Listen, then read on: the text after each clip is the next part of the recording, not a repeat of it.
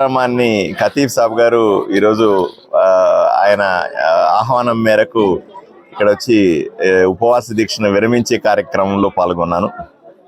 చాలా సంతోషంగా ఉంది. ఎందుకంటే అసెంబ్లీ హడావిడిలో 20 రోజులు గడిచిన తర్వాత ఊరికి రాగానే రకరకాల కార్యక్రమాల్లో పాల్గొంటూ ఈ కార్యక్రమంలో కూడా పాల్గొనడం చాలా సంతోషం. ఎందుకంటే రంజాన్ మాసం చాలా పవిత్రంగా ఉంటుంది.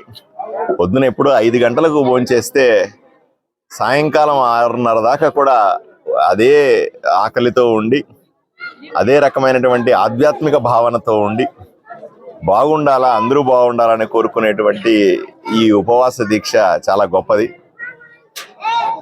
మనల్ని జయిస్తే ప్రపంచాన్ని జయించినట్టే అని ఒక పెద్ద మనిషి చెప్పాడు. మన ఆకలిని, మన దాహాన్ని, మన శరీరాన్ని మనం అదుపులో పెట్టుకొని జయించగలిగితే అంతకు మించిన ఆధ్యాత్మికత ఇంకేమీ ఉండదు అనే విషయాన్ని ఒకసారి ఈ రంజాన్ పర్వదినాలు వీళ్ళు చేసే ఉపవాసం ఉదాహరణగా చెప్పుకోవచ్చు. తప్పనిసరిగా అతి పెద్ద సంఖ్యలో ఉన్నటువంటి ముస్లిం మతాన్ని ఆచరించేటువంటి ఆదోని ప్రజలు ఈ రంజాన్ కాలంలో అందరూ కూడా ఆయురారోగ్యాలతో ఉండాలని, సంతోషంగా ఉండాలని, రాబోయే రంజాన్ని, ఈసారి ఉగాది రంజాను పక్క రోజుల్లో వస్తూ ఉన్నాయి.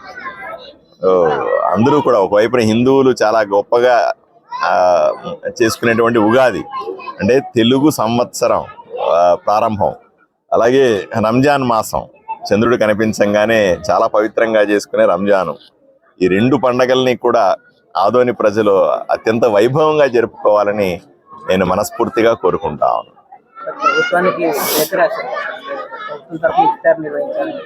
हिंदी में बोलो थोड़ा, अच्छा है ना?